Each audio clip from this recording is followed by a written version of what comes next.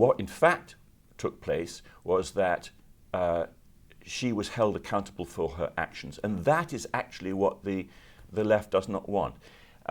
Those who are pressing a sort of anti-racism believe that somehow or other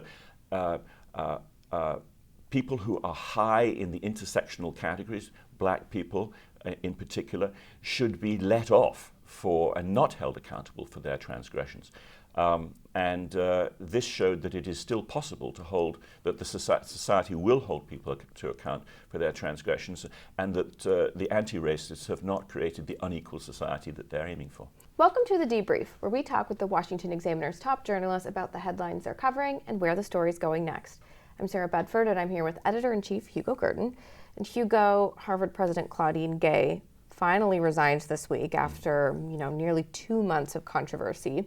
What do you make of how the left has reacted to her resignation? The left's reaction has been extraordinary, even if not surprising. They have put Claudine Gay's departure down as a result of a vicious racist campaign from the right.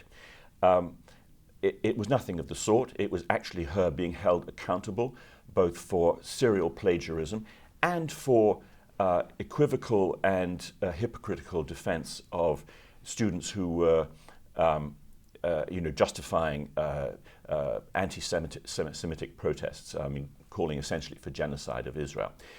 Both of those two things contributed to her departure. It showed her as unfit for the office that she was in. The usual suspects of the left, Al Sharpton, Ibram Kendi, etc., Cornel West, Jamal Bowman on Capitol Hill, all suggested that somehow this wouldn't have happened to a head of a university who was white. But we know that back just last summer, the head of Stanford had to step down for academic transgressions. What in fact took place was that she was held accountable for her actions. And that is actually what the left does not want.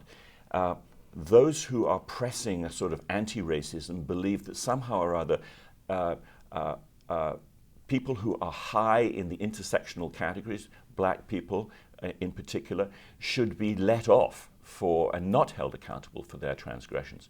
This showed that it is still possible to hold, that the society will hold people to account for their transgressions, and that the anti-racists have not created the unequal society that they're aiming for. Harvard has taken a lot of heat for the way they went about holding her accountable, right? The argument is, she was forced to resign because of the anti-Semitism stuff. That came way too late. It came more than a month after the hearing. If it was because of the plagiarism charges, why was she allowed to return to the faculty? How does Harvard start to rebuild its reputation after this sort of thing, given how they handled the controversy? So they have a very steep hill to climb on this. Harvard's reputation as the elite college, perhaps the top college and university in the country, was built up over the course of some centuries, and they've managed to do enormous damage to it in just a few months. Although in truth, the collapse of its reputation has taken only a few months, but the introduction of DEI and the hollowing out of standards and turning it from a place of intellectual inquiry to intellectual conformity has been taking place over a long time. So it's been hollowed out, which made it ripe for a kind of collapse of the sort. So it is possible, but it has to return to being a place of serious academic inquiry, where standards are maintained. People don't get off scot-free for transgression of those standards, and to return to its own motto, which is veritas, which is seeking the truth. More broadly, on college campuses, there's been a sort of reckoning of the future of DEI and whether there's still going to be bottomless spigots of money and enthusiasm for these types of programs. Right. What do you think the Harvard situation says about the future of campus DEI? I think that DEI has been shown that it can be pushed back.